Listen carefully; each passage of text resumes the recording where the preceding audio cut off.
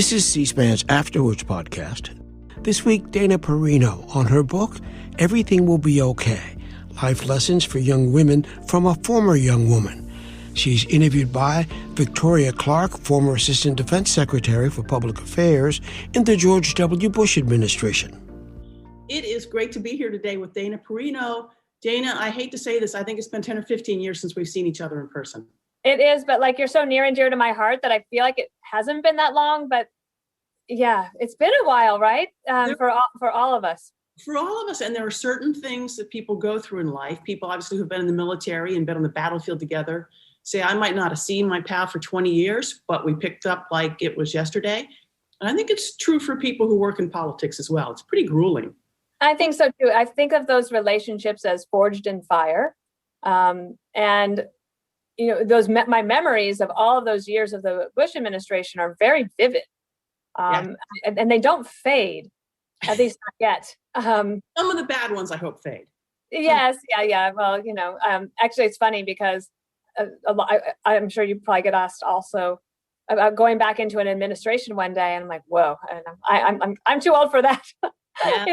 That's a young person's job. I said that several times. I'm so old, I go back to the Reagan administration. And at one point, when Bush 41 was president, I got to work in the U.S. Trade Representative's office, which is this tiny agency with a huge mandate. It was a fantastic job, absolutely fantastic job. Then I got dragged into the ill-fated Bush-Quayle campaign. And then I, mercifully found some work in the private sector. And people would ask me that, oh, would you ever go back? And I'd say, nope, not doing that, right? Mary Madeline and I were chair people of the Friends Don't Let Friends Go Back into Government, right? And then 43, God bless them, takes office. I had some friends who had worked at the Pentagon. One conversation leads to another. And people said, would you ever go back? And I go, absolutely not. And I said, I was spoiled. I worked for this tiny agency, this huge mandate. It was the greatest job in the world. That could never be topped. And so then I end up with the biggest agency. But how did you and Mary Madeline then both end up? Did you let each other down in the society? Completely. Epic fails. But we didn't. I'm glad that you did. All right, this is all about you. And I have so many questions. I'm going to hold up so people can see. Just page after page after page of questions about your wonderful new book, because you're an author several times over. But as famous as you are, and you are world famous, with very good reason, I think there are a lot of people who might not be familiar with your backstory. And I feel like I knew some of it, but then I started reading and researching and went, wow, I didn't know that. You are a Western girl gone east. Yeah. So tell us about Wyoming and growing up in Wyoming. So that's true. I remember being at a dinner in Germany with President Bush at one point, and you introduce yourself to your dinner partners, and somebody said, well, where are you from? And I said, well, originally, I was born in Wyoming. Uh-huh. And he said, oh, I've never met anybody from Wyoming. And, the chances of that being true, Wyoming has the smallest population. So that is often the case. I was born in Evanston, Wyoming. That's a small town almost at the Utah border, southeastern part of Wyoming. My dad had grown up on a ranch in Newcastle, Wyoming. That's in the Black Hills, so the opposite side of the state. My mom was from Rawlins, Wyoming, which is on I-80. So if you ever took a road trip across the country, chances are you probably went through Rawlins. And Wyoming was such a special place for us. Those were my vacations, right? So I didn't go on anything. I never went to Europe. In fact, I don't think I saw the ocean until I was 16 years old. We went to the ranch or to my other grandma's place there in Rawlins, and I just loved it. I think back on that. I was the oldest grandchild. Uh-huh. So that had some cachet. We were pretty self-sufficient on the ranch. There was a big garden. We raised cattle, some pigs, horses, chickens, all of that good stuff. And my grandfather was a county commissioner, and he knew Vice President Dick Cheney from way back when. But when Cheney was running for Congress in Wyoming, so I was kind of involved in or aware of politics and public service early on, and especially energy issues. My grandfather was very into that in terms of, he always believed since I was a young girl that America needed to be more energy independent. Wow, So very, very forward thinking. yeah, so I had a chance to have that experience. But my dad went to college. He was the first of his family to go to college, and he went to University of Wyoming, and he did a business degree. And then we moved to Denver. So my mom and dad and I moved to Denver. My sister came along a couple of years later. So I kind of had the best of both worlds. Did that seem like, and before we get too far, I want to talk about your school and reading this, but did moving to Denver seem like a very big deal? Well, I was only 2. Oh, okay. So you don't know. Okay. But for my mom and dad, yeah, it's a big deal, right? Yeah. They were adventurous in that way. I mean, I think now one of my pieces of advice in this new book is don't be afraid to move. And I've moved quite a bit. I'm sure you probably have. My husband was, his dad was in the Royal Air Force. So I think that we are in now his 41st mailing address of his life. So yeah, moving was part of it.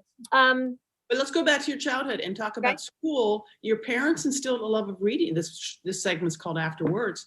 A love of reading at an early age, right?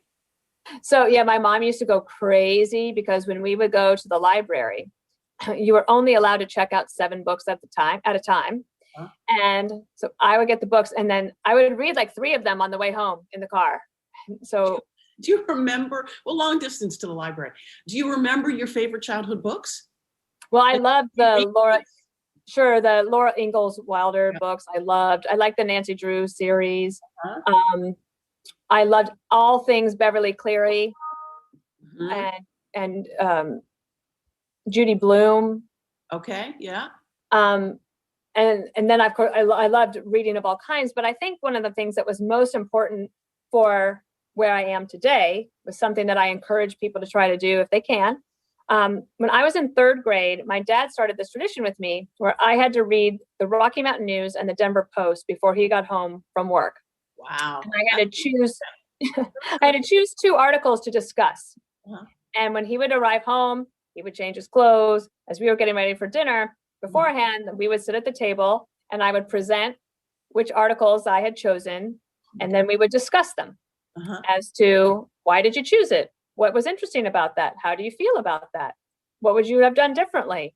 And I just remember that so fondly. And then all through all of my elementary school years, high school years, my dad was a very voracious news consumer, and he subscribed to every magazine, like from U.S. News and World Report, Time Magazine, Newsweek, National Review, New Republic, The Nation. We got them all. And then we would dog-ear pages for each other and leave like little notes. And then we had pretty robust dinner discussions as well, which I know a lot of people did. But I do think back, there was one time on Marine One when I had just briefed the president about something, and I had a flashback to the dining room table. Wow.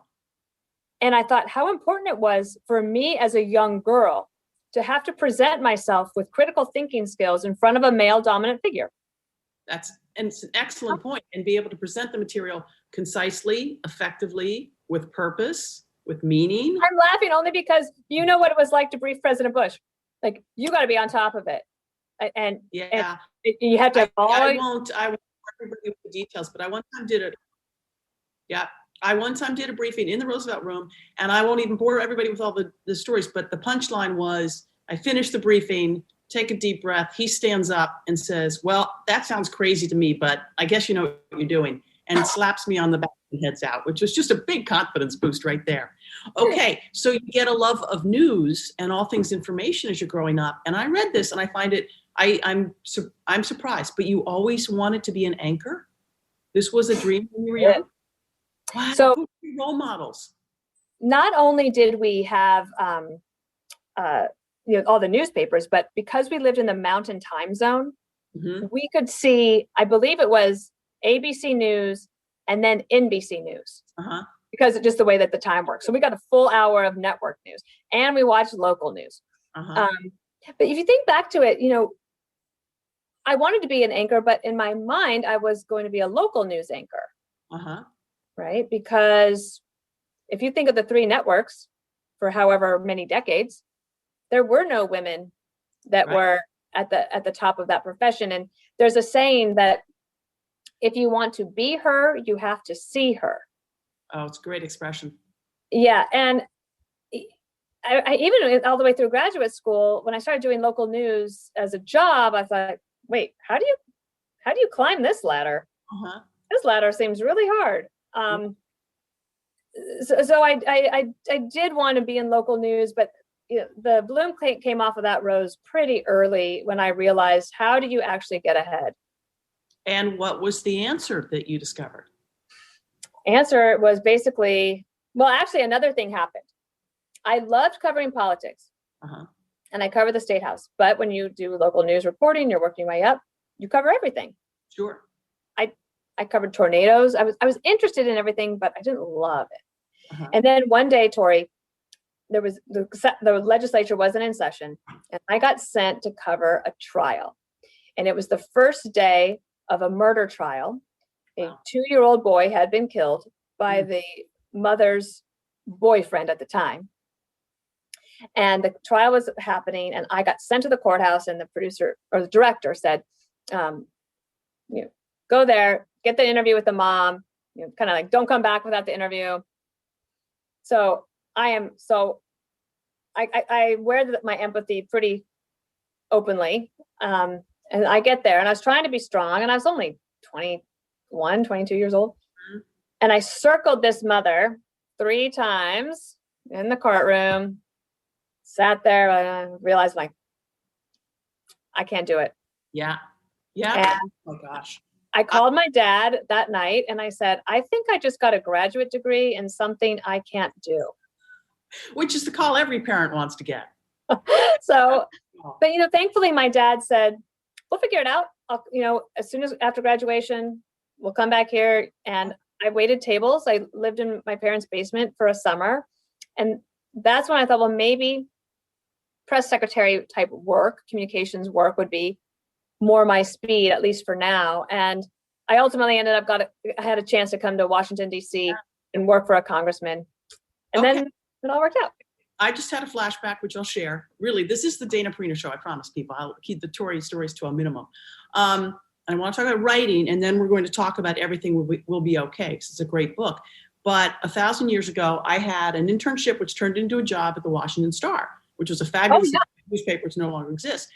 And I'd run around, do a million, I would do whatever to have this job. And I took pictures, and then sometimes there'd be some goofy story and they'd say, go off and cover this.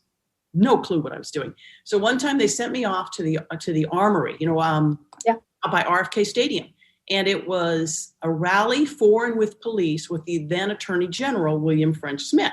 So it was on a Friday night or something like that. So I go zipping out there, and there are maybe 3 people there, and he's not particularly getting a warm response, and it wasn't going well. And I felt terribly. I felt awful. It's like a bad event. And I felt sorry for him, and I felt sorry for the police. I write this very matter-of-fact story, like blah, blah, blah. William French Smith spoke to the police, and here's what he said. Tick, tick. Call it in, though no email then or whatever, you called it in. 20 minutes later, I got a phone call from some crusty old editor who goes, what the bleep is this? Bleep, bleep, bleep. And I said, well, and he goes, I'm looking at the AP story. The thing was a disaster, and they were booing him. I was like, yeah, I couldn't write that. I just felt so badly. And I did not call my parents, but I drove home going, yeah, this is not for me. Wow, that's a great story. That's a great story, and I'm going to include it in my next book. You know who started at the Washington Star? So many people. Who? Helen Thomas. Oh, she had been there. There's many, many famous people, but here's the best one. Maureen Dowd, right? Sure. Everybody knows Maureen Dowd. World famous, syndicated columnist, spectacular, brilliant, funny. I always say about Maureen, if she's writing about somebody you don't like, you really enjoy reading it. And if she's writing about somebody you do like, it's just painful. Don't write about yourself. So she was a young, upcoming, about to be a star at the Washington Star when it folded. And when it folded, August 7th, 1981, it was big news. It was one of the first major dailies to fail. So lots of reporters and editors were being interviewed. She and another person named Stanley Cloud were on the Today Show with Jane Pauley doing the interview. And they're going through the usual things. And then Jane turns to her and practically pats Maureen on the head. and says, well, everyone says you have such a bright, promising future. What job do you want next? And Maureen, who has ice water in her veins, does not miss a beat. And she goes, yours. And it was a stunned 5 seconds in TV time, which is a lot. But okay, back to you. Writing. You learn to write at a young age, and you write about this in Everything Will Be Okay. I agree with you completely. But talk about what you think of the significance of being able to write well. Well, I feel like if you are a young reader, in your mind, one of all your big dreams is that you would love to be able to write a book one day. Uh-huh. My mom still has my first book that I wrote. What was it called? What's it called? I can't remember what it's called. It's got I remember though it has a cloth cover with bunny rabbits and carrots. And it was all about animals. And I was like, and my cat's name is this. And I have a dog. And my rabbit is on and on, things like that. Probably just because of my ranch upbringing. Fast forward, I think that America's education system is not doing a good job. Mm-hmm. And I include myself in that. Yeah. I thought I was a great writer. Mm-hmm. Get to college, not a good writer. But then I still feel like I don't even then, like, what is good writing? I don't really know. When I was in graduate school, our first assignment, now all of us have mass communications or journalism degrees. Sure. Our first day of our journalism writing class that we had to take in graduate school, we all failed it. 18 of us failed. And the red markings just tore all these pieces apart, and talk about humbling and like, what have I done? And that was when I started to like turn my thinking around about how to be a better, sharper writer. And one of the things I would say, this is one of the best pieces of advice I ever got. I worked for a congressman named Scott McInnes. He was from Colorado. And I was just answering phones. And he came one day and got the hard copy paper. And he said, you see this right here? And it was the review and outlook section of the Wall Street Journal. Uh-huh. He said, I recommend you read this every single day. Interesting. And it will serve you well. Uh-huh. I will tell you, Tori, I have absolutely read that every day. If I don't read Wall Street Journal Review and Outlook and the columns, I feel totally lost, like I forgot to do something that day. Uh-huh. And I started to realize, and one of the things I write about in the book is that one way to improve your writing is to improve your reading. Yes. Yeah. And if you're reading good writing, you will start to pick it up. That doesn't mean you have to imitate them, but you'll start to see what is good writing. And I would even say that not only writing for journalism, that's one thing, writing a book is another. I am telling young women in this book, you have to learn how to communicate well at the office. That means writing great emails, like really good emails. My goal when I was at the White House, mm-hmm. I started doing this thing called a night note. And it was partly just to keep everybody informed, but also to make my mornings easier. Because, when the boss wakes up in the morning, the chief of staff sees an article on the front page of the New York Times and it's a surprise. Yeah. That's not a phone call that you want to get. Good in that job. Surprises are never good. Never good. So my night note was operating on no surprises. Josh Bolton, who was our chief of staff. Great guy. He was tough. Yeah. As a boss. And you wanted to please him, right? My goal every day was to write the email in a way that he will not have a single follow-up question. How often were you able to accomplish that? Most of the time. That's great. But it takes time. And what I would do to teach the younger staff is I would include them or blind copy them or forward to them the email so that they could see how to do that. And I still do that to this day. Yeah. I think, and you talk about this in the book, Everything Will Be Okay. Because I talk with a lot of young people, my own kids who are 20-somethings, not always see the value of writing. They go, well, I'm not going to be a writer. I'm not going to do that. And I said, I'm sorry. I don't care what technology you use. I don't care where technology takes us in terms of communication. You have to be able to communicate something clearly and effectively. And the best way to do that is to be able to do it with the written word. And every author with whom I've ever spoken always says the same thing you just said, which is the way to be a good writer is to read a lot. They all do it. The really, really good ones, the beautiful writers, the effective writers, all read a ton. And then the other thing they all say is rewriting. Do you rewrite? So before you send that email, do you rewrite it? Oh, yes. Absolutely. A lot of editing. It depends. I mean, I'm better at it now. And I wouldn't say I'm writing a ton of like big form emails now to people. But I would say I would rewrite a few. I got a compliment this weekend from the introduction of the book. There's a guy named Scott Adams. He created Dilbert cartoon. You remember? He's a big thing. So I sent him the book, and on his podcast, he said, that is the best intro of any book I have ever read. And he said that he recommends when people are going to write a book that you spend 90% of your time on that introductory story or the paragraph. Right. And you rewrite it 100 times if you have to, just to nail it, because that's what will make a difference. And that's sometimes how much it takes, to really, really try to write well. And I also think there's something about a little tip I think is true. I don't know if you did this for other people you have worked for. It is important to learn how to write in your boss's voice. It engenders trust. Yeah. And capability, and you will be more likely to be chosen for promotion or opportunity, for travel, for presentation in front of the board. If you can communicate effectively on behalf of the person that is your direct supervisor, you will make her life easier, and you will definitely set yourself up for better things in the future. Oh, I think that's a great point. And we all have techniques we like, we all have systems we like, which is great.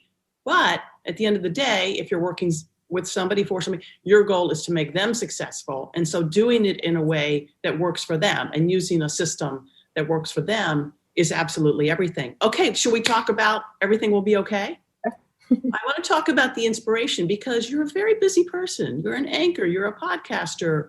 You've written a couple of books before, and the good news is, and let me tell you about Jasper, and we will not finish the show. I'm telling everybody at C-SPAN until we've talked about Jasper there behind you. You had a lot going on, but there seemed to be some very clear voices. There seemed to be a very clear inspiration for this particular book. Tell us about that. So I think that you were probably the same, Tori, that we had great opportunities and visible opportunities. So after I left the White House, I found I was inundated with requests from young women for advice, and everybody wanted 15 minutes of coffee, which of course turns into an hour. And nobody has this much time. So one of the things I did in that first book is I put all of the mentoring advice I could think of into one chapter. Mm-hmm. And over the past 5-6 years, that is the chapter that I keep hearing about over and over again. Interesting. One of the things I write about is going through a quarter life crisis. Explain quarter life crisis. I love that. Again, I wish I sat there. I have a long list.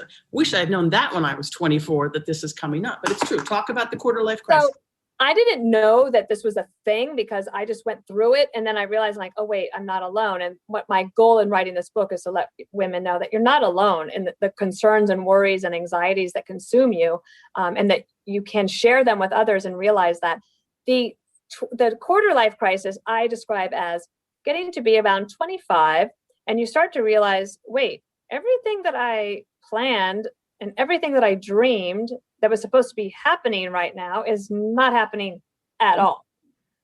You don't have the job that you thought you would. You thought you would maybe have met a life partner, and that's not turning out. In fact, in Washington, D.C., I didn't even go on dates. Like, no one. I met my husband on an airplane. That's how desperate the Washington, D.C. I did too. Oh, really?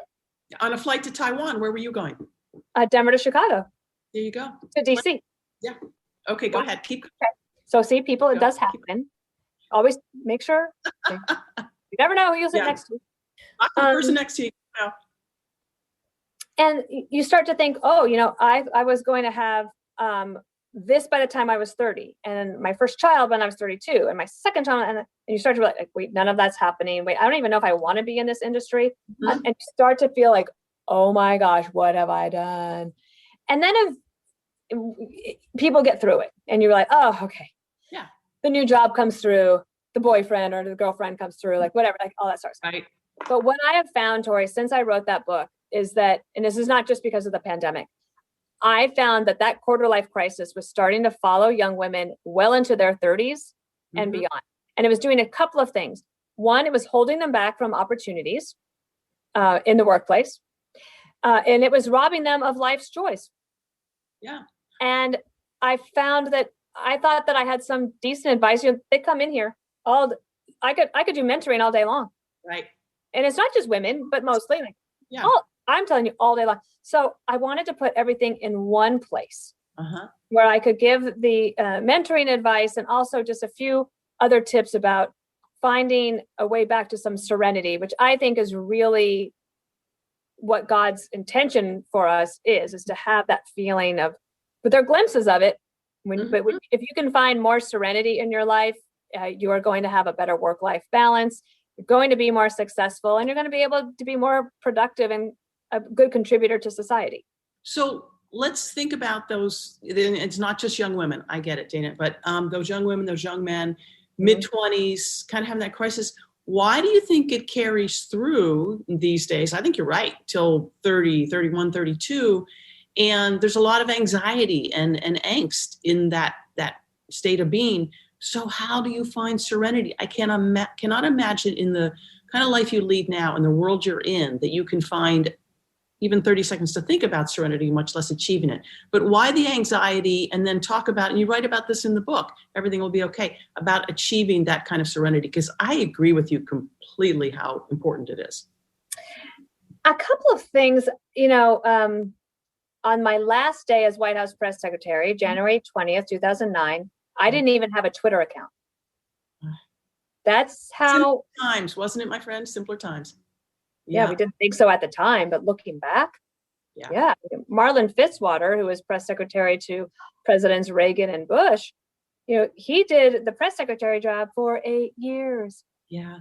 There's no way, because everything is so accelerated. I think on the work front, and then there's the social media front, and then there's the personal front. So on the work front, I'm not exactly sure what is going on with the economy. Of course, now that with COVID, it is even harder, right? So I find that young women, first of all of us won the lottery when we were born in America. Yes. If we are educated women in America, you are now in the driver's seat. Yeah. So all you really have to ask yourself is, how hard do you want to work? What do you want to do? And what kind of good personal decisions are you going to make things happen for yourself? Right. What I find is that young women, I don't know if you feel this way. I saw this at the White House. They're ready for the next step over and over. They're always ready. Now, some of them are a little bit too much of a hurry, but they're ready. But a lot of the jobs will say, they might have 2 years experience. The jobs will say you need 5 to 7 years experience. What are you going to do in the meantime? Yeah. Some of them will decide, well, maybe I need to go to law school. Maybe I need to go to graduate school. Well, maybe. But are you going to put yourself into a lot of debt for that? What's the outcome that you're going to get? So there's that on the job front, and a lot of young people, they do not want to leave the big city. Isn't that interesting? I hear that all. We've got 320 something. I hear that all the time. Is it the fun factor? Is it the excitement? Is they think they're going to meet people? What do you think? I think all of that. I think that they think small towns are boring, podunk towns. What are you going to do there? I'm like, well, one, you're going to get a raise, probably. Yeah. You're going to be able to buy a house. Real work and real responsibility you might not get in the big city job. Yeah. In which then you can use that experience to come back to the city. Yeah. If you want to. On the social media front, I really encourage young women to back away from letting it consume their lives. Not only because it takes away from their life, and experiencing life all around you, but also I talk about this one situation where there's someone who used to work for me who has an Instagram account, and I follow a friend, and I look at some of this stuff and think, whoa, I would not post that. Too personal? Too risque. I'm not trying to be a fuddy-duddy. I'm just trying to say, I can't unsee that. Yeah. And also, at this point in your life, does that say Senior Vice President of Marketing to me? Does that say great new opportunity coming your way?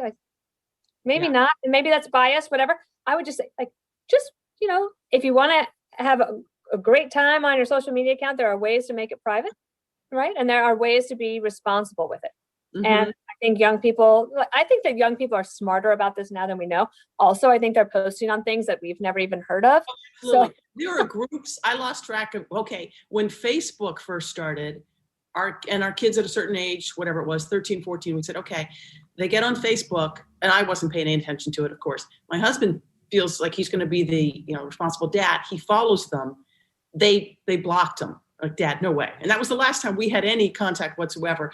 And occasionally, maybe somebody's birthday, we'll see something, but they're on private groups and things I've never heard of. Yeah, you're right. They're much smarter, but not smart enough, I'm afraid. No. And then the third thing I would say is, and I write about this too, I think there's the one of, I think it's harder to meet people right now. I don't know why that is, especially because in some ways with online dating, it might be easier to meet somebody, except for I don't think it's very satisfying. You add COVID on top of this, and these young people haven't been out in a year, and the compounding effects of that are really, really big. And you start to have the snowball effect, and that you sort of feel, I think that a lot of them feel very stuck, but they're also ambitious. So what I find, Tori, is if I, at the end of a conversation of mentoring, I'll also say, like, what else is on your mind? And then they'll finally say what it really is. Yeah. And it usually has something to do with their personal life. Mm-hmm. A few years ago, I had a really interesting conversation with a young woman who was in media, and she was doing well and having a good career, and it looked like she would follow in the footsteps of her parents and grandparents in media.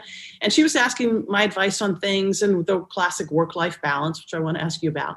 And we kind of go through it. It was going through the motions, right? It was the 15-minute coffee, which turns into an hour fine going through the motions.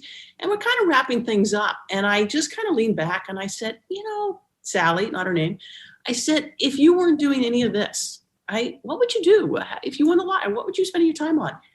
Her entire demeanor changed. She leans forward and says, I'm into forensics anthropology. She had done an internship at the Congressional Cemetery, which is a fascinating place. People, if you ever come to DC, go to the Congressional Cemetery and become fascinated one thing after another. And as she's talking about it, and she's talking about forensics anthropology, which my father, a doctor in his later years, says he wished he had gone into, she's leaning forward and she's so excited. Her face lights up. And I listened to this for 15 minutes nonstop. And I just said, that's what you need to be doing. And here's the greatest part of the story. The next day, she emails me and says, thanks very much for coffee. You write about thank you notes in your book. I love that. She sends me an email to thank me and says, you'll never believe this. She goes, I didn't tell anybody, but I applied for a graduate program at GW in forensics anthropology. I got home yesterday and I got into the program. Oh, wow. I love it. Yeah. Right? Okay, let's talk about thank you notes. We cannot let this show end without thank you notes. So huge. I think more important now than ever, but you talk about it. Okay, so not too long ago, there was this young girl. She was we call them college associates at Fox, but she was a intern, basically. And there was a full-time job that she was applying for. Right. And she got the interview. She goes and does the interview. And later, the next day, I saw her and I was, how did it go? And I said, and did you write a thank you note?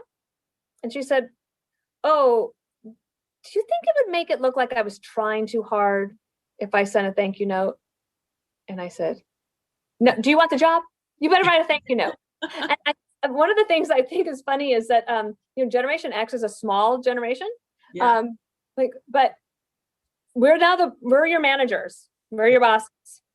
And we expect a thank you note. Yeah. Is an email thank you note okay for you? I don't think it's enough.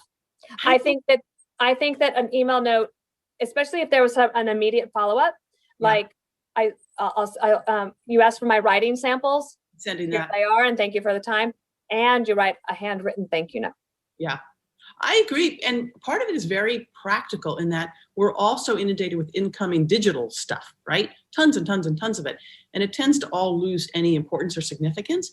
If I get a handwritten anything in the mail, I will stop the world, look at it, look and see the handwriting's nicer than mine, which is not hard. And I'll open it and read it. And just there's something. You'll never forget it.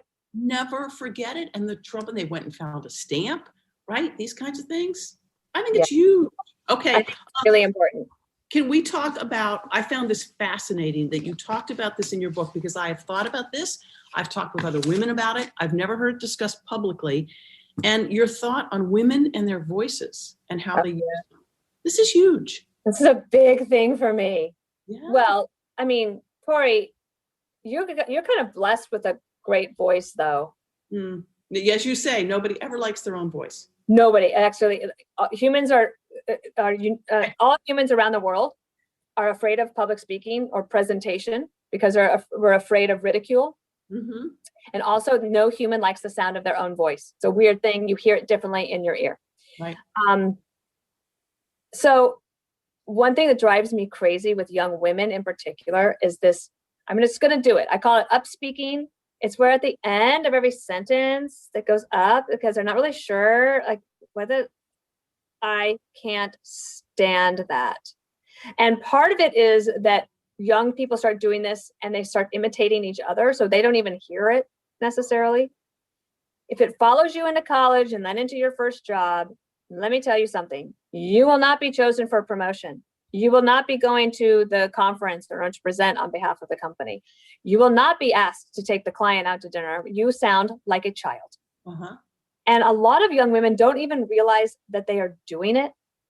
And if you have somebody in your life, whether it's your own daughter or niece, nephew, or somebody, or maybe somebody that works with you, I feel like we have an obligation to gently tell them, because it is a habit you can break overnight. How? You just stop doing it. You literally, like, this is what I find. This has been my experience. If you let a young woman know that you're speaking like that they're speaking like that, mm-hmm. and it's going to hold them back from something, immediately. Yes. It's like stopping smoking. Yes. Overnight. It will end, and they'll never do it again. Then I talk about, like, you have to speak from here. And Condi Rice, no, that's not the best story. My chief of staff on Capitol Hill, when I worked for Congressman Dan Schaefer, she sent me to a meeting on her behalf one time. Uh-huh. And before I left, she said, and remember, I'm not sending you there to be a little mouse. You are there on my behalf. And mm-hmm. This is what I need to communicate it in the meeting. Mm-hmm. So I remember there were times you had to figure out a way to say something. I remember one time, actually, fast forward, and now I'm the White House press secretary, and in the Situation Room with Condi Rice there and several generals. They are impressive. A lot of stuff on the shoulders. And, I have great respect. And this general, he says, we have a communications problem in Iraq. And I remember Condi looking at me and kind of giving me here's your moment. Yeah. Like, here, you got permission. And I got up the gumption to say, communications is tough, but we have a fact problem in Iraq. Yeah. They never want to hear that. We fix facts, then we can fix the communications. Oh, I wanted to cry. It was like, but I walked out. Condi gave me a little good job. Yeah. And if you can do that for other women in your office, it really can help. And that's about finding your strong voice. And I think that if there are women that you admire, especially women that are public speakers, Megyn Kelly has a great voice. Mm-hmm. Kamala Harris has a great voice and a great laugh, right? Like, people listen to her. If you have a voice that is grating on the nerves, and women, this happens to women, we have naturally higher voices. And people don't want to hear that, but it doesn't wear as well over time. It doesn't. Don't hear that, but it's true. Yeah. Okay, let's go back for a minute, because I love this section of the book, Here for a Reason. If you're in the room, if you're at the table, you're there and you play a role. And I'll tell one story. It involves generals, and then I want you to talk about it more. Department of Defense, Pentagon, briefing in Secretary Rumsfeld's room, and classic military. There will often be very senior military, 2, 3, 4 stars up here. But the briefing would be handled by a 1-star, right? And that's pretty, in that space, that 1-star is feeling kind of junior. So secretary is sitting one end of the table, the 1-star is sitting to his right, and the 1-star is clearly nervous, and he's going through his briefing. First of all, he came with his PowerPoint deck, which is fine. We hated PowerPoint, that's okay, but it was in color. And in Secretary Rumsfeld's world, that was a waste of money. So he didn't like that it was a color PowerPoint presentation. But anyways, the briefer starts going through it, and he's nervous, and he's got his head down, and he's going through it. And the secretary stopped him and asked him a question. And the briefer doesn't even look up. He goes, "Oh, you're right, sir." And he just starts scratching through whatever he had just said. And Secretary Rumsfeld said, no, what do you think? And again, this is a 1-star. He doesn't look up, and he goes, no, sir, I've scratched it. I won't be in the next iteration of this. And Secretary Rumsfeld put his hand on his shoulder and turned him. So he had to look at him. And he said, we put that star on your shoulder for a reason. You're in this meeting for a reason. I want to know what you think. I think that is so important. I mean, maybe you sent to a meeting to be a note taker, and that's fine. But again, you've got a purpose. You've got a reason to be there. That's very tough in a White House environment. Do you know that one of the best books for people starting out and starting their careers is the one that Rumsfeld's Rules? Great for life. Great. Oh, that's a great book. And if you are a young person watching this, or if you have somebody that's going to graduate, this book is really good for everybody. I learned a lot in that book. And yeah, it's a great gift book. I also talk a little bit about, yes, you were there for a reason. In other parts of the book, I talk about listen more than you talk. And in another part of the book, I say, don't take your phone to these meetings. Yes. Talk about that. I think that's so important. At your cubicle and take an actual notebook, pay attention and write notes. And your bosses will see that. Yes. They will appreciate that, but you'll learn more. You'll participate more if you're not worried about like, oh, that text, because it could be a very important text, right? It could be really important, but it's probably. I'm stunned, and I think it may have gotten worse with all the Zoom meetings and calls and things like that. But I'm stunned to be in a meeting, and the most important person in the room is there, and people will be sitting back in their chairs doing this. And you said it in your book, everything will be okay.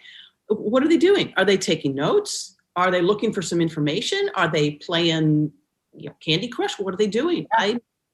Just basic politeness. I'm horrified by it. So a lot of that has to do with like setting your phone aside and being able to focus and be there. And that will help with your work-life balance. Because if you show, like it's like in college, if you go to class and you pay attention, you're going to do okay. Yeah, I didn't follow that course. You did. I did not. Okay. One of my favorite things you have in your book is a Teddy Roosevelt quote. And it is, let me make sure I get this right. Comparison is the thief of joy. Yes. It's a wonderful quote. It's a wonderful concept. Explain it for us. And how can you, Dana Perino, embrace it, be a part of that, given the incredibly competitive world in which you operate? I mean, all day long, all of us are sitting there thinking of comparing ourselves to others. This is partly biological, right? Part of nature, but it's also something like, for me, I'm 5 feet tall. I'm always the shortest. I wish I was this. I wish I was taller. I wish I was younger. I wish I was thinner. I wish I was bigger. I wish that I had this. I wish I had that kind of car. I wish I had this. I wish I had that on it. Her shoes, like, it can just get so crazy. And also, I really say this in addition, because when you get to be not in your first job, but when you're transitioning into leadership and management, right. There will be people in your circle or at your business that get a great opportunity that you didn't get. Yeah. Or that, they might have, maybe they get to move to, I saw this lady the other day, she got to move to Valencia, Spain during the pandemic. And I thought, what? I want that life. But what I realized is that every time you're just comparing yourself to somebody else, there's somebody looking at you who wants what you have. Mm-hmm. And we're told this as kids, but we have to be reminded as adults that we spend all this time thinking about what other people are thinking about us. Mm-hmm. And the truth is, no one's thinking about you. Not that much. They're just thinking of themselves. Exactly. I think about that with senators, even like today. I'm like, this senator did that. So that senator was like, oh, well, then I better do it. It's like, who's just doing something because it's like the right thing to do anymore? It's a little frustrating. So I think that, again, this goes back to social media. And it does. Everybody looks gorgeous in their picture. How does it not drive you crazy? Because, and I want to talk a little bit about the White House when you were there, the White House now, your job. But think about when you were there. We considered news and information 24/7, and you had to be on top of things, and you had to realize there were news cycles and things like that. But there would be a period of time where things were off. Now, because of social media, life is never off. Yeah. And if you're in an important job, whether it's a corporate job or a public sector job or the White House or wherever, you don't have that luxury. So how do you withstand the crush of that and not let it drive you crazy? Do you ever turn it off? I'm not great about that, but I will say that this job that I have now suits me pretty well because I'm on live from 9 to 11 every morning with my co-anchor, Bill Hemmer. And Right. at 11:01, I'm done until the 5 o'clock when I have to speak again. Now, I would say for every hour of TV that I do, I need to do 2 to 3 hours of preparation. Yeah, I think people don't realize that, but it's significant. Right. So and I never wing it. If you ever have been at the podium and you think you're going to wing it, that feeling in your gut, Okay. like I'm on a high wire without a net. Yeah. And it's not a good feeling. And I don't like to do it on television either. So I always try to be the most prepared person in the room. I did interview somebody for this book that I admire so much. She's one of my friends that I look at her and think, how does she do it all? She's a mother of 3, a global talent officer for a big company. One of the things that she talked about as a young mom, she had 2 kids and they were kind of underway, and she had just been told that day she had a big new promotion, global talent head. Mm-hmm. The next day, she wasn't feeling well. 2 days later, not feeling well. What could it be? Thought she had the flu. Mm-hmm. Surprise, she's pregnant. Mm-hmm. Timing's everything. And she said it occurred to her, like, maybe I shouldn't take this job.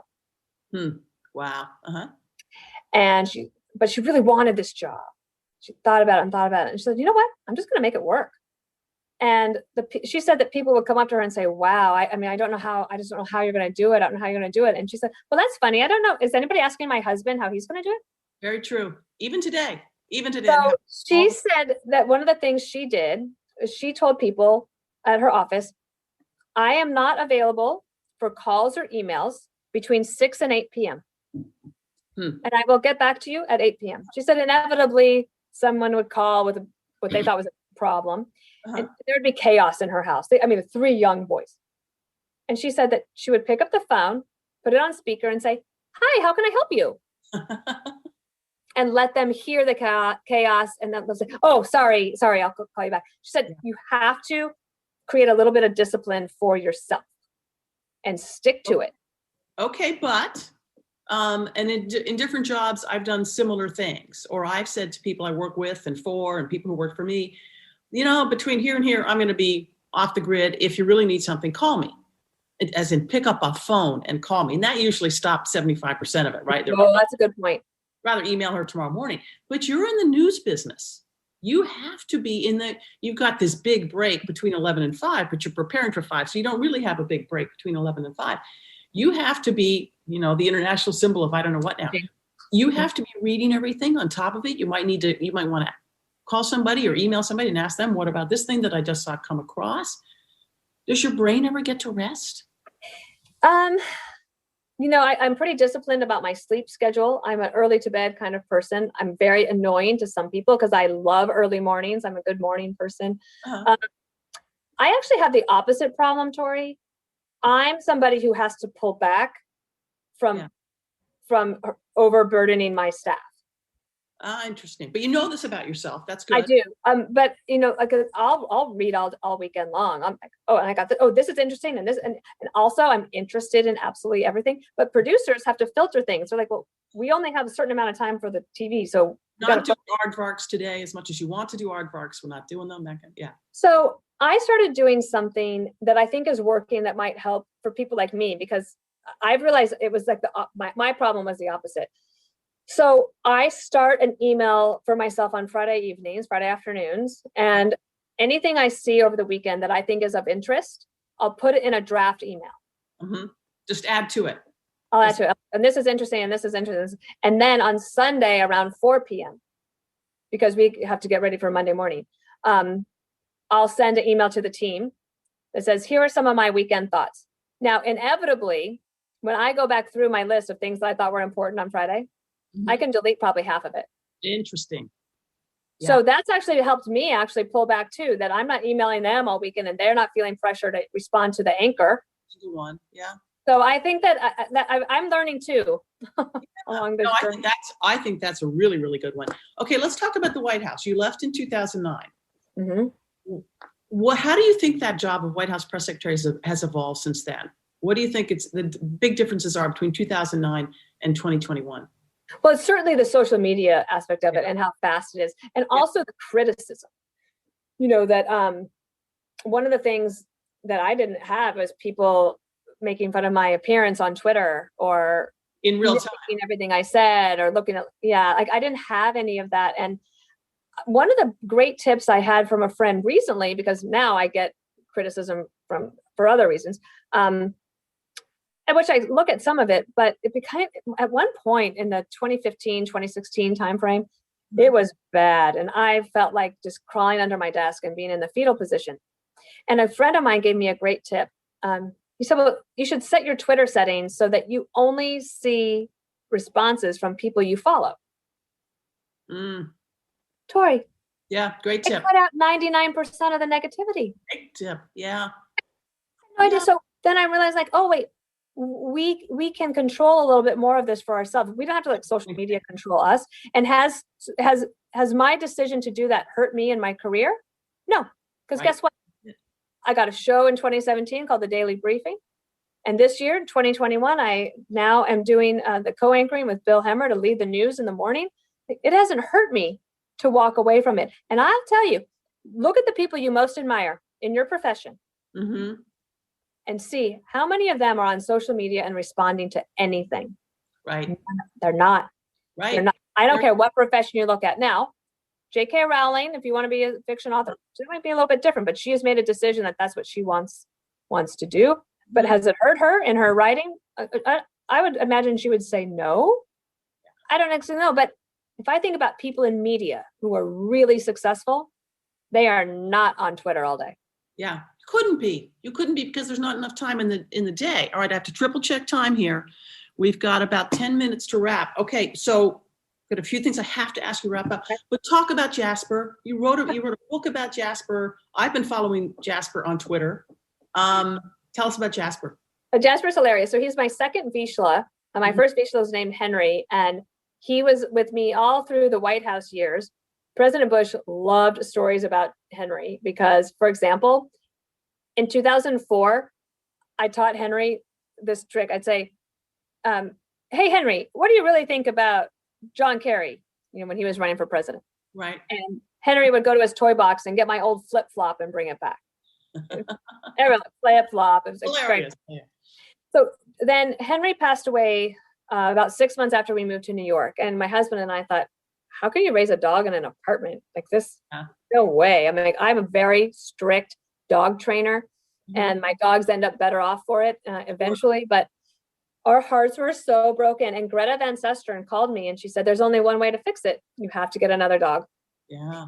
And so we did. And so Jasper came on the scene and he's got one little ear. One ear's normal. One ear's, this ear is like a little shorter. I mean, nobody knows what happened. It probably happened in the womb, getting injured by something. Special.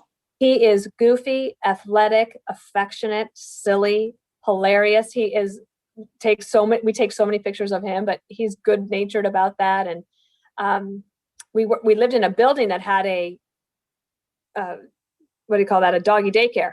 Yeah. And they used to come and pick Jasper up at 12 o'clock and return him at 3. And he was exhausted, but he's the most well-socialized dog. And recently he had some health trouble. He was not feeling well. We took him to the vet and they said, could we do some tests? Well, they found a tumor.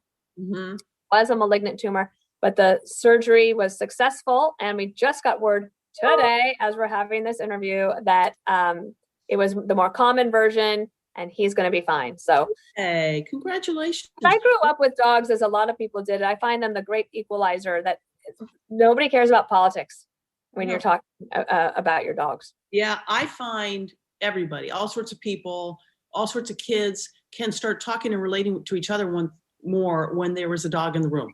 It just becomes this great connector for everybody. Okay, we've got just a few minutes here. What's going to happen with communications technology? Think about all the things we didn't really anticipate in 2004, 2009. And you're in the business now of news and information entertainment. Is there something that's going to happen in the future that we've not even heard about yet that you think will impact your business? It's interesting. About 6 years ago, I asked Mark Zuckerberg, what do you think the next big thing is going to be? And he said, it'll be, basically, it was Facebook Live. Yeah. I don't think he called it that at the time, but he's like, people will be able to go live from wherever they are. And that was a few years ago. Tori, I live in fear that I will be the first journalist to air a deep fake video and not know that it's fake. Interesting. Talk about that, because I don't know everybody understands. So there's technology that's developing that could pretty convincingly make it look like President Xi of China is saying something or doing something that could lead to, frankly, war. I worry about. That's what I worry about. Yeah. And it's happening so quickly. We are not prepared on the cyber attacks. Yeah. We are behind on that front. So I think that the artificial intelligence that is going to allow us to communicate more directly, like I could be sitting right now, like actually having a conversation with my mom in her kitchen, even though I'm physically in New York. I could, that's the next step of Zoom. Yeah. You and I could be doing this interview together. Yeah. So we will see that. And so there are some exciting things. I'm not against technology. I just worry about some of it. Yeah. About 3 years ago, I met with some artificial intelligence guys in Europe, guys and gals, and fascinating, brilliant. And I said, what do you think about, what are you worried about? What keeps you up in the night thinking what's the next thing they're going to build? And they said, artificial intelligence has progressed so much faster than we thought, and has become so much more sophisticated than we thought. We worry about losing control. And I said, as in the AI you're creating starts to make decisions? And they said, yep, exactly. Terrifying. Okay, let's end on some happy notes. Okay. What's the next book from Dana Perino? And when you write a novel, what will it be about? Oh gosh, I love to read so much. Can I give two recommendations? My favorite book that I think every young woman should read is Patron Saint of Liars by Ann Patchett, one of America's great journalists. Yeah. I got to meet her, Tori. I was speechless. I got tears in my eyes. And I've met people from all over the world. I've never felt like that. She totally blew me away. Nice. I also just read a brand new novel called The Four Winds by Kristen Hanna. I was just typing somebody about this morning. Ron Charles, the Washington Post, loved it. Everyone says it. Tell us what it's about. So I actually listened to it because of my timing that I have now. A terrific narrator. It's basically, if you think of Grapes of Wrath, but written from a woman's point of view, from North Texas who heads to California. Absolutely beautifully written and an important book. So there's that. My next book, every time I write a book, I think I have no business writing a book. I have got 2 busy jobs and I've added this, but so it took me a while to be convinced to write this one. But one of the reasons I did is because I couldn't keep up with the mentoring requests. There was such a hunger for some advice. And then I also can't tell you how gratifying it is to have a young woman see the cover of the book and read, everything will be okay, and then say, I really needed to hear that. And you feel them take a deep breath. Okay, quickly, what's the novel going to be about? Come on. We won't hold you to it. You can change it. Okay. All right. I had this idea that this woman in a blue state, liberal woman, she is frustrated with the state of politics in America. So she decides she is going to move to a red state and convince people there that they should be more in line with her. And she moves there and she's like, wow, these people are actually nice. And wow. And then she falls in love. And then she starts really like, wait, maybe everything doesn't have to be about politics. So that's the idea that I've had. I have no idea how to bring it to fruition, but I love the idea. I hope you bring it to fruition because it sounds fabulous. Dana, great to see you, my friend. I hope we get what an honor. Person one of these days, right back at you. Take care of Jasper. Work hard, stay healthy, and we'll see you soon. Thank you, and thanks for C-SPAN. Thanks for listening to this week's Afterwards podcast. Subscribe, rate, and review us wherever you get your podcasts. Send us an email to podcasts@c-span.org.